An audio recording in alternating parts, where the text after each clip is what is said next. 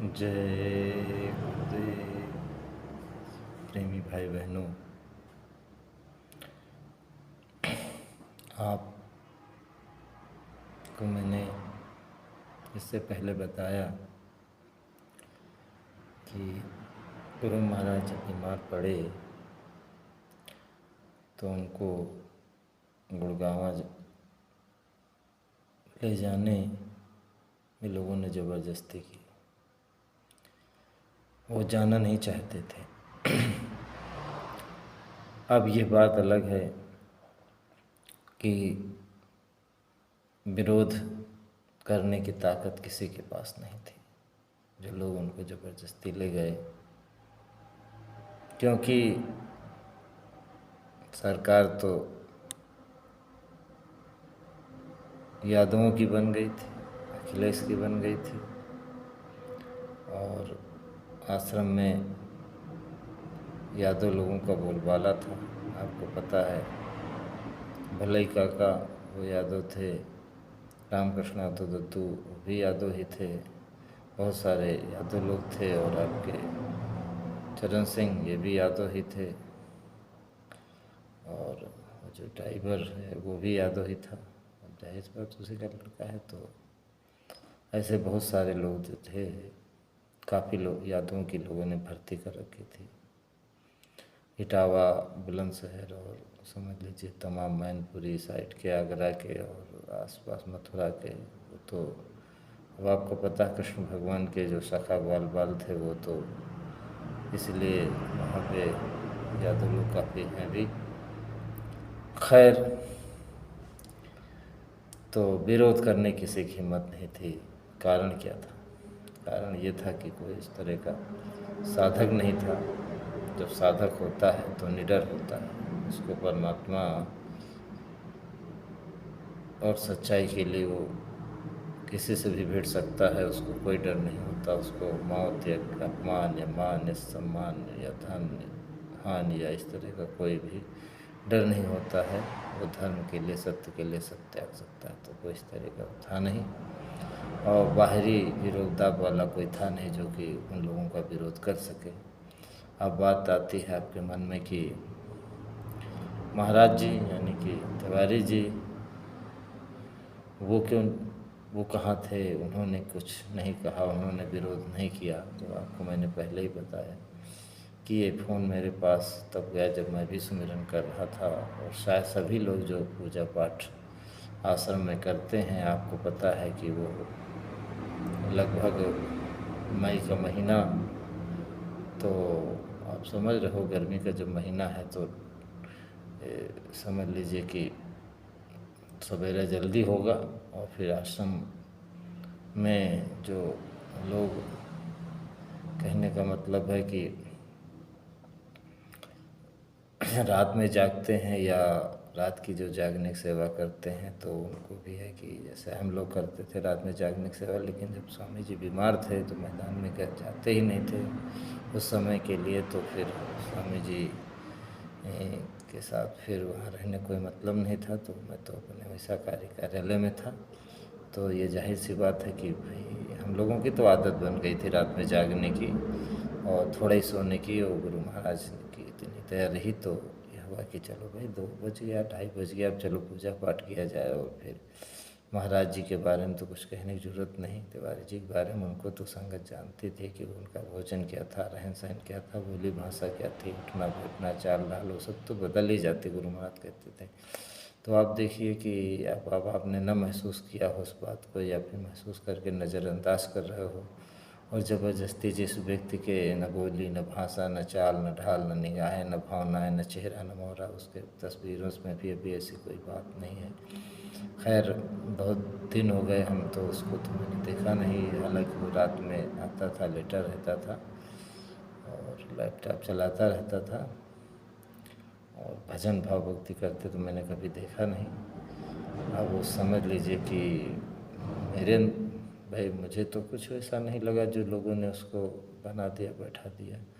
खैर, तो साधना करने वाले अपना 3 बजे के आसपास भजना भजन करते ही थे। गुरु महाराज कहते चेहरा मोहरा बदल जाता भजन करने वाले का। तो अब ये है कि महाराज जी भी साधना में जाहिर सी बात रत रहेंगे, वो तो पूरे हो ही गए थे, तो इसलिए अब साधना में तो रत रहते ही महात्मा।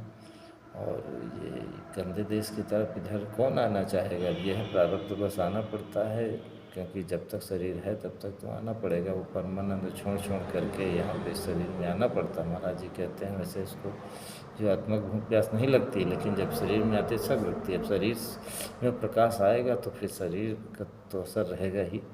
कहने का मतलब यह है कि इसी को कबीर साहब ने कहा है कि जा मरने से जग डरे मोरे मन आनंद, मरते ही ते पाइए पूर्ण परमानंद। यानी परमानंद तो महात्मा रहते हैं, लेकिन पूर्ण परमानंद नहीं रहता है। उन्होंने कहा मरने ते ही पाइए, मरते ही ते पाइए, यानी मरने पर ही पूर्ण परमानंद मिलता है। तो यानी कि पूर्ण रूप से परमानंद में लीन हो जाती जीवात्मा। ऐसे ही एक उदाहरण आता है मौलाना रूम का।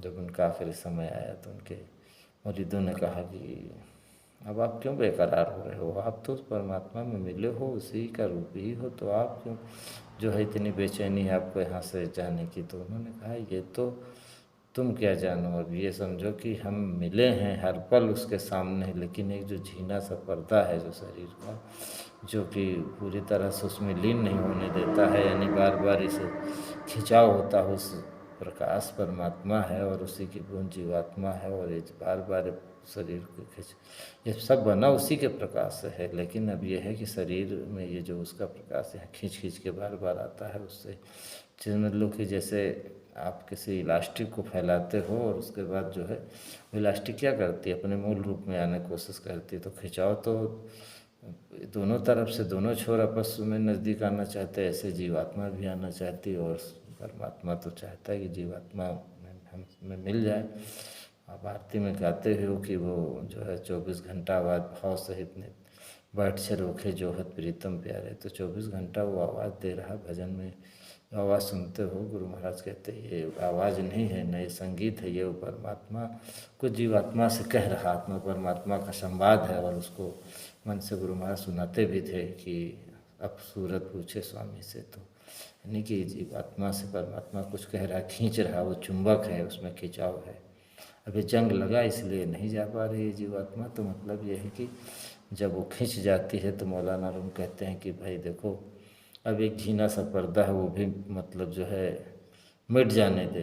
तो अपने मुरीद से कहते हैं कि इसको भी मिट जाने दे, अब जो है मुझसे दूरी बर्दाश्त नहीं होती है। तो क्योंकि महात्माओं को पता है कि अब उनका समय आ गया है, तो फिर जब प्रीतम से मिलने का, पूरी तरह से मिलने का, विदा होने का समय आ गया है, तो जैसे प्रेमिका है वो कितनी बार भी अपने प्रेमी से मिले, प्रेमी प्रेमिका से मिले, कहने का मतलब है। लेकिन जब ये हो गया कि अब पूरी तरह से मिलने का समय आ गया, अब शादी हो गई, विदा होने का, तो वो तो ये है कि यहाँ तो खैर थोड़ा दुख होता है, लेकिन वहाँ जीवात्मा को ये जो नैहर बास आस सब छोड़ो, ये वहाँ इसको जो है कोई यहाँ नैहर से कुछ लगता है कि ये तो आग की का देश, यहाँ तो काम क्रोध लोभ मोह अहंकार की आग जलती है। कबीर साहब कहते हैं कि कबीरा कब तक रहे रुई लपेटी आग, तो मतलब जो है रुई कब तक रहेगी आग में जो लपेट गई है। तो इसलिए महात्मा वहाँ पूर्ण परमानंद में जाना चाहते हैं। तो कहने का मतलब मैं ये बता रहा था कि मरने से पूर्ण परमानंद मिलता है। तो साधना में जो पूरा हो गया, जैसे महाराज जी के लिए गुरु महाराज ने कहा था पूरे हो गए, लेकिन अब वो लीन ही रहना चाहते हैं। ये नहीं कि अब पूरे हो गए तो भजन की क्या ज़रूरत है। तो वो तो जो जिसका भजन बन गया वो तो इधर आना ही नहीं चाहता। लेकिन अब यह है कि गुरु की मौज कहिए, प्रारब्ध कहिए, वो आता है।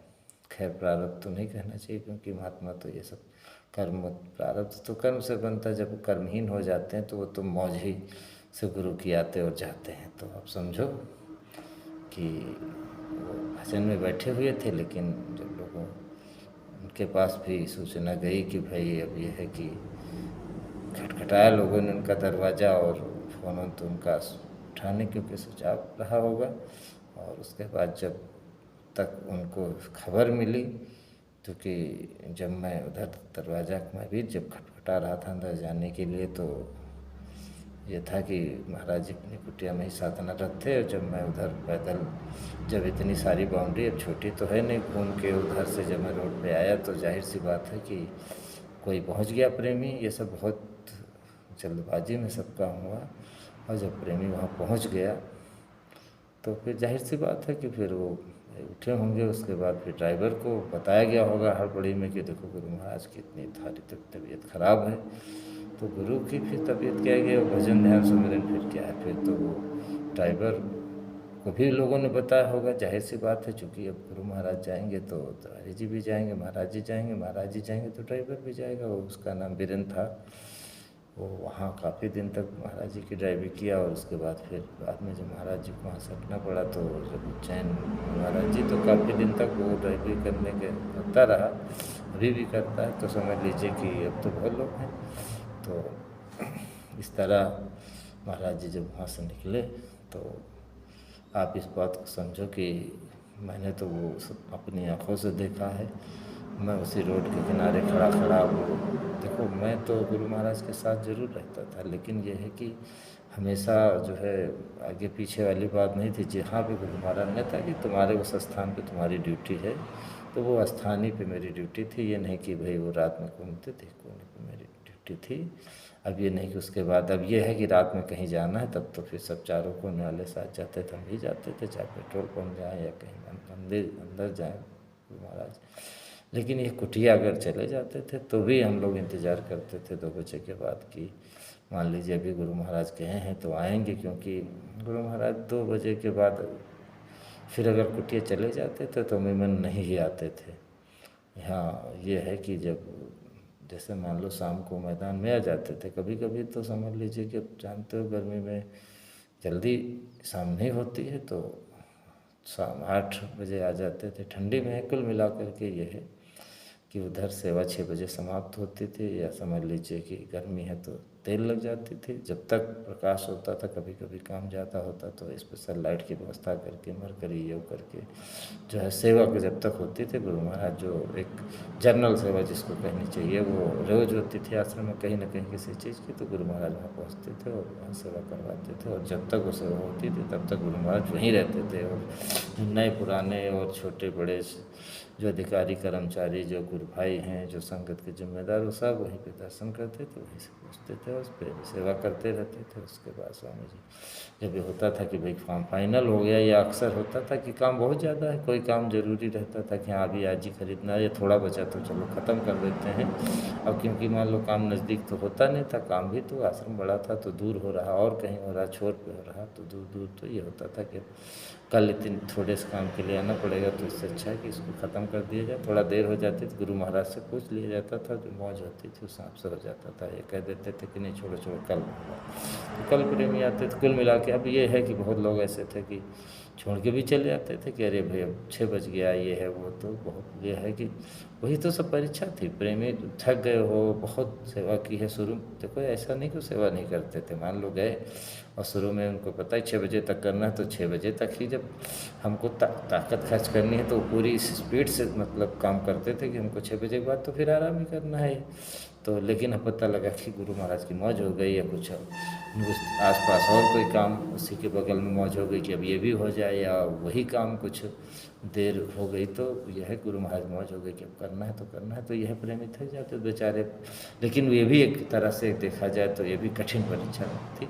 तो बहुत लोग थे कि कुछ भी हो जाए, जब तक गुरु महाराज नहीं कहेंगे नहीं जाना, चाहे वो भजन के नियम बना हो कि चलो अच्छा ठीक है भाई हम 6 बजे पूजा भजन करते हैं, 6 बजे तक डेली सेवा होती, या और कोई काम सोच रखा है कि हमको आज करना, तो बहुत ये सब छोड़ छाड़ के प्रेमी सारा काम चाहे कुछ भी हो जाए, शरीर दर्द है, दवा लेने जाना है, भूख लग रही है, प्यास लग रही, पानी तो खैर वहाँ रहते थे, ये कुछ भी हो जाए सेवा करते थे। और सेवा जब समाप्त होती थी तो गुरु महाराज अमूमन वहाँ से आने के बाद कुटिया जाते थे। उसके बाद फिर थोड़ी देर के बाद फिर वो यानी कि हो सकता है बहुत लोग आते थे उस तरह के दर्शन करने जो खेत पात में नहीं गाड़ी से जा सकते, सुरक्षा व्यवस्था भी होती बहुत बड़े अधिकारियों की, तो वो सब वहाँ से निकलते थे। उसके बाद फिर स्वामी जी पेट्रोल पंप की तरफ प्रेमियों को दर्शन देने जाते थे, या किसी ढाबे की तरफ चले जाते थे। इस तरह जो है पूरे आश्रम का देख रेख और जो हाल चाल लेते हुए स्वामी जी फिर जो है लगभग शाम को जो है शाम होते होते, और कभी कभी तो जल्दी मैदान पहुंच जाते थे। और उसके बाद हम लोग तो भाई चूँकि सेवा में लगे रहते थे तो इसलिए समय नहीं मिलता था, इसलिए फिर वो ड्यूटी तो हमारी 9 ही से थी, तो हम 9 के आसपास ही हम पहुंच पाते थे। इतना हमारा बिजी शेड्यूल था, किसी दिन बताएंगे आपको। तो 9 बजे जब पहुंचते थे, उसके बाद ये था कि 9, 10, 11, 12 वहीं पे जाने के बाद थोड़ी देर घूमने टहलने के बाद फिर ये होता था कि भाई अभी 11 बजे जब गुरु महाराज भोजन करेंगे, तो ये होता था स्वामी जी सारी संगत जब भोजन कर लेती थी 10, साढ़े 10, 11 तक, तो यार 10:30 बजे भंडारा बंद हो जाता था। लेकिन जो भी भंडारे की लाइन लग गई मान लो, या भाई आम दिनों में तो ये नहीं होता था, आम दिनों में तो कम ही प्रेमी होते थे, तो 10 बजे सब अंदर हो जाते थे। अभी यह 10 बजे तक गेट बंद हो जाता था। हालांकि वो शाम वाला गेट बंद हो जाता था, बगल से लोग आते जाते रहते थे। अभी ये कोई भूखा आएगा तो कोई बाहर ही आ जाए। एक बार मैं आपको बताऊं, होमगार्ड की परीक्षा की भर्ती थी, बहुत सारे होमगार्ड आ गए, लेकिन ये हुआ कि रात में आ गए 1:30 बजे। हम लोग सुरक्षा पे थे, बोले भैया इधर उधर के खाते नहीं हम लोग, और जो है होटल बंद हो गए, वहाँ देर भी हो गई ट्रेनिंग में, और ये हो गया। हम लोगों ने सोचा जब गुरुद्वारा में कुछ मिलेगा, बहुत भूखे थे बेचारे, सुबह से भूखे ही थे, घर से कहीं से दूर से आए थे, और ट्रेन में बस मिली। अब रात में 1:30 बज रहा, तो वहीं नज़दीक कहीं मथुरा के थे, तो अपना किसी तरह टेम्पो सेम्पो किसी तरह आता पता करके 100-150 लोग थे आए। तो ये हुआ कि फिर गुरु महाराज से पूछा उछा गया, क्योंकि भाई नियम था। तो फिर उसके बाद भोजन जो था और बना और लोगों को खिला पिलाया गया। तो ये सब तो भाई महात्माओं का दरबार है, होगा ही होगा। खैर ये है कि स्वामी जी लगभग ज़ाहिरी संगत जब सारी क्या लगभग सारी संगत खा ले भोजन कर लेती थी, तब स्वामी जी महाराज जो है 11 के बाद ही थोड़ा बहुत जो कुछ खाते थे वहीं मैदान में। वो कालू नाम का आदमी था, ले जाता था, वही खिलाता था अपने हाथ से। तो ये है कि खाते क्या थे तो हमने देखा है। फिर भी उसके बाद अब ये हुआ गुरु महाराज खाने वाले, तो ये होता था प्रेमी कहते भी थे, समझाते कि भाई देखो तुम भी खा लो, अब ये ना रखो कि भाई भोजन नहीं किया तो गुरु महाराज, चूँकि तुम लोग नहीं करोगे तो गुरु महाराज भी तो नहीं करते हैं, वो तो पिता के स्वरूप थे, तो वो कैसे कर लें कि बच्चे हमारे भूखे। तो हम लोग भी ये है कि भाई वैसे तो ये रहता है कि 11 पहले भोजन, 12 पहले अपने भी हिंदू धर्म में 12 के बाद बहुत लोग 12 बज गया तो फिर नहीं खाएंगे, कितनी भूख लगी हो। तो बहुत लोगों का नियम है कि 12 के बाद फिर दिन बदल गया तो, या नहाना नहीं नहाना, पर 12 के बाद बहुत लोग नहीं खाते। खैर अब समय बदल गया। तो ये हुआ कि भाई हम भी सोचते थे कि 11 बजे तक इधर चलो, थोड़ा बहुत पूजा पाठ भी कर लिया, फिर भजन कर लिया, और फिर जागना है तो जल्दी खा लेंगे, नींद आएगी, तो इसलिए। लेकिन यह है कि गुरु महाराज के भोजन करने के पहले हम भी लोग 10:30, 11 बजे तक भोजन कर लेते थे। उसके बाद यह है कि फिर तो खड़े खड़े घूमना टहलना, और ये था कि भाई गुरु महाराज की गाड़ी घूम रही है, फिर ऐसा मौका कहाँ मिलता है। तो फिर ये हुआ कि चलो अच्छा भाई दर्शन हो जाए। उसके बाद फिर दर्शन होते ही रहते थे, और उसके बाद फिर स्वामी जी महाराज लगभग कभी कभी ही रात में निकलते थे, नहीं तो रात में अक्सर निकलते नहीं थे। उसके बाद फिर सुबह जब वो लगभग 4:30, 5, पौने 5, 5:30 तक भी ठंडी में थोड़ा देर में ही निकलते थे। घंटी तो बज जाती थी, और भजन करने वाले जाते थे, नहीं करने वाले नहीं भी जाते थे। हालांकि स्वामी जी फिर लगभग 6 बजे के आसपास जो है अमूमन जो है कुटिया चले जाते थे। हम लोगों की ड्यूटी 6 बजे के बाद फिर संपन्न हो जाती थी, और फिर आके आश्रम यानी पंडाल में आके हम लोग सो जाते थे, और 2 घंटे सोने के बाद फिर ये उठो 8 बजे के बाद फिर नाश्ता तो 7:30 ही, मुश्किल से 7 से 7:30 ही, 8 तक मिल जाता था। ये जानते हैं भी सुरक्षा वाले भी आएंगे, क्योंकि वो रात में पूरा जगह हैं। तो अब 6 बजे कभी कभी स्वामी जी थोड़ा 6 से हल्का फुल्का 1-4 मिनट ऊपर भी हो जाता था, यानी कभी जल्दी भी 5:30, 5 बजे भी निकल जाते थे। अब 2-2.5 घंटे तो भाई सोना ही सोना है। हाँ वो सुरक्षा वाले भाई ये है कि थोड़ा सो के फिर ये होगी नाश्ता करो, और दिन में सोते थे। अपने पास तो ऐसा कोई ना शेड्यूल था, ना ऐसा कोई खाना इच्छा थी, ना कोई ऐसी कोई आदत थी। तो बस ये है कि बस 6 से 8, 8:30 तक सो गए। उसके बाद फिर तो मैंने अपने तमाम सारे चीज़ों में इंगेज रहता था, जैसे कि भंडारा सेवा है, ऑफिस का काम है, या सब्जी ढूंढने की जो स्वामी जी महाराज ने सुरक्षा वालों सेवा दे रखी थी, तो सोचने का टाइम ही नहीं था कि। तो आप इस बात को समझो कि पूजा पाठ करने के बाद जब ये सब फ़ोन आया, और जब महाराज जी यानी कि वहाँ से चले, तो मैंने उस शब्द से देखा कि भाई देखो ड्राइवर से कह रहे हैं और तेज़ और तेज़ और तेज़। उसके बाद इस तरह मजबूरी में जो है स्वामी जी मतलब ने गुरु महाराज गए, और महाराज जी भी उसके पीछे पीछे फिर तेज़ी से गए। और मेरा अनुमान है कि उन लोगों की गाड़ियाँ स्कॉर्पियो से बहुत तेज़ चल रही थी, यानी फुल स्पीड में भी अगर स्कॉर्पियो चलती तो वो लोग इतनी, आप मान लीजिए, इस चीज़ को मानोगे नहीं कि इतनी स्पीड में वो लोग जो है रात के 3 बजे जो है जो महात्माओं का भजन का समय होता है, वो स्वामी जी ने ज़रूर कहा था कि मुझे वहाँ ले चलो, बाबा रामदेव के अस्पताल हरिद्वार, लेकिन ये नहीं कहा था तुरंत ही ले चलो, बस इन लोगों ने ज़बरदस्ती वहाँ ले गए और शीघ्र ही ले गए। और 104 डिग्री पे स्वामी जी तप रहे थे। अगर चाहते तो ये कहीं वहीं पे मथुरा में बड़े बड़े अस्पताल थे तो बुखार ही तो था, तो कम से कम बुला लेते। वो क्या था कि स्वामी जी के शरीर में बहुत सारा पानी बन गया था। पानी कैसे बना इसके बारे में फिर मैं विस्तार से बताऊंगा, लेकिन आप ज़रूर चिंतन करिए एक चीज़ को लेकर के, क्योंकि उस बात पे तो अविश्वास करने का आपके पास कोई प्रश्न ही नहीं है।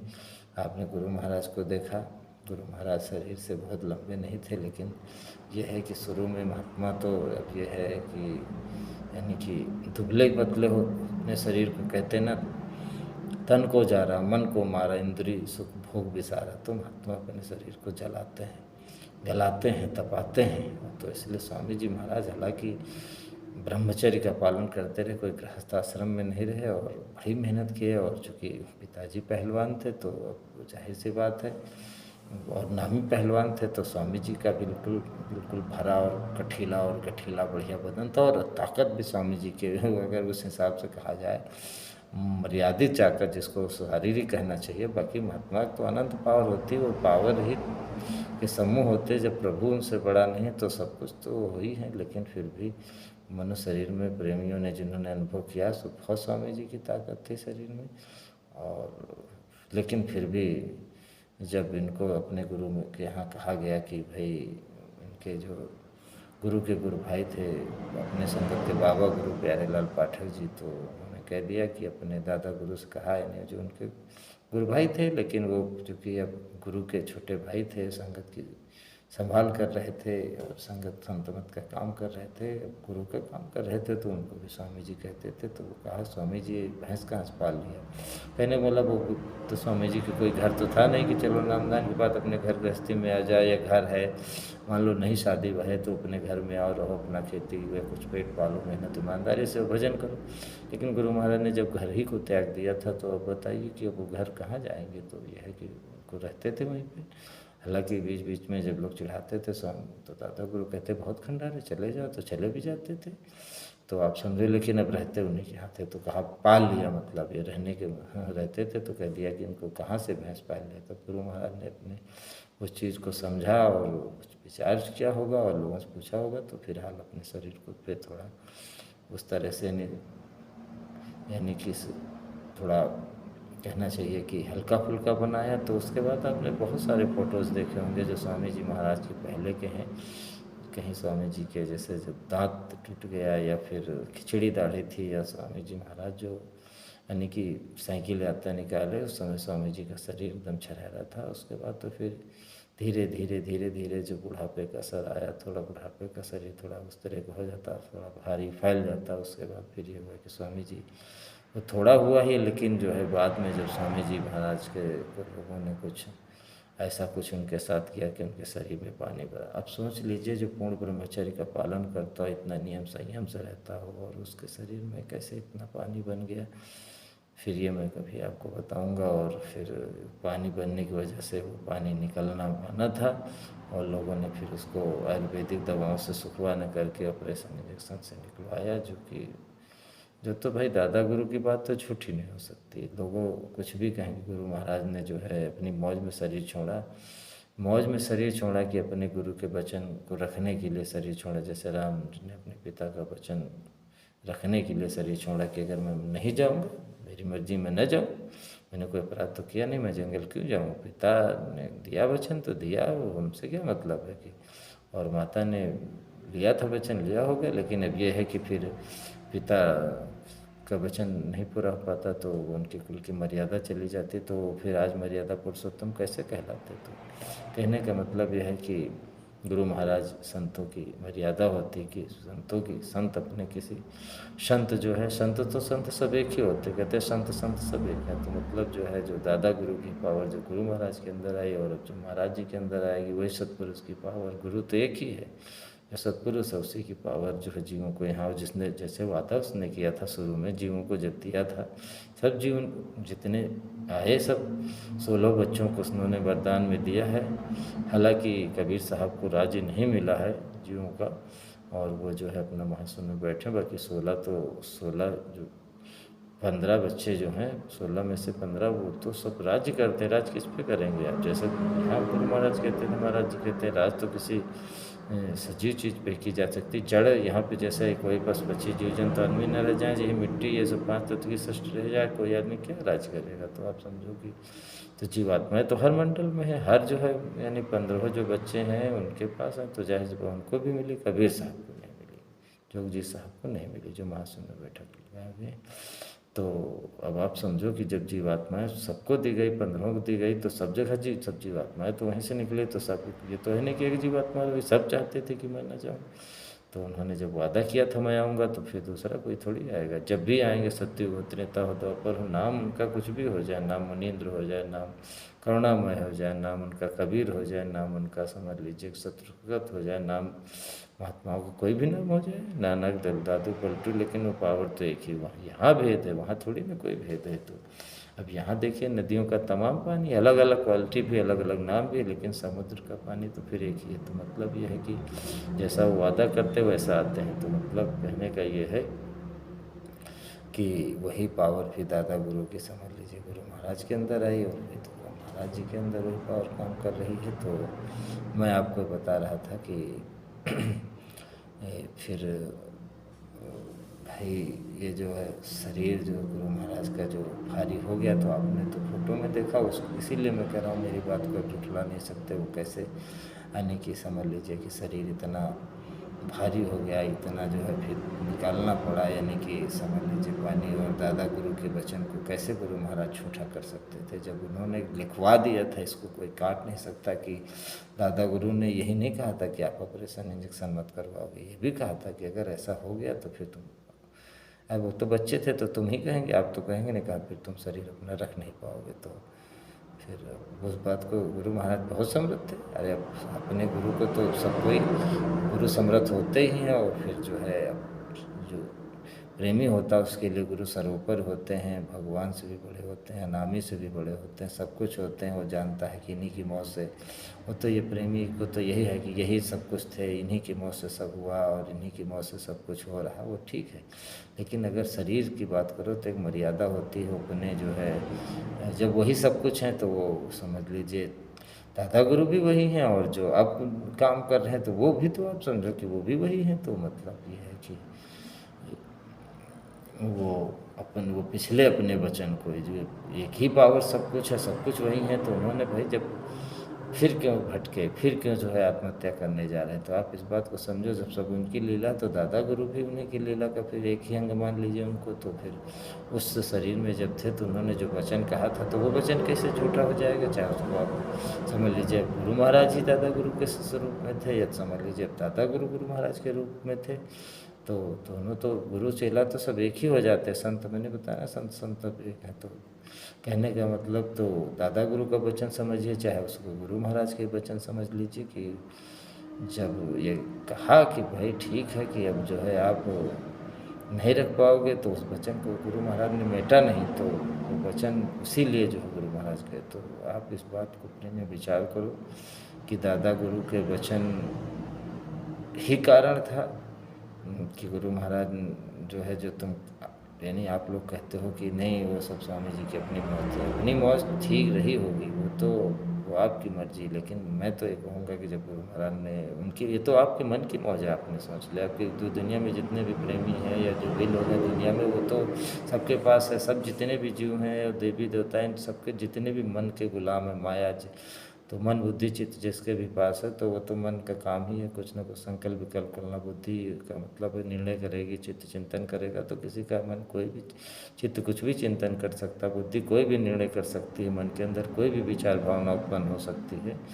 तो जैसे विचार भावना है वैसा ही चिंतन है, वैसा ही बुद्धि का आपका और किसी का भी निर्णय होगा। लेकिन ये सब मन बुद्धि चित्त से ऊपर की बात है, क्योंकि वो दादा गुरु की वाणी है जो कि मन बुद्धि चित्त से ऊपर की वाणी होती है, और वही सत्य होती है। किसी के मन बुद्धि चित्त की वाणी नहीं सही होती, और वो दादा गुरु की वाणी कैसे लोगों को पता चली? गुरु महाराज जो पूरे संत थे उसकी वाणी पे तो शंका करना नहीं। और फिर उस वाणी पे इसलिए भी शंका नहीं क्योंकि वो वाणी लिखी थी, वो उन्होंने डायरी में लिखवाई थी। इसको भी लोग झूठ कर देते अगर ये लिखवाया नहीं होता कि नहीं नहीं तो स्वामी जी ने कहा ही नहीं था कि जो है मेरे शरीर में ऑपरेशन इंजेक्शन होगा तो शरीर में छूट जाएगा, या हमारे गुरु ने ऐसा कहा, इसलिए उसको लिखवा दिया था।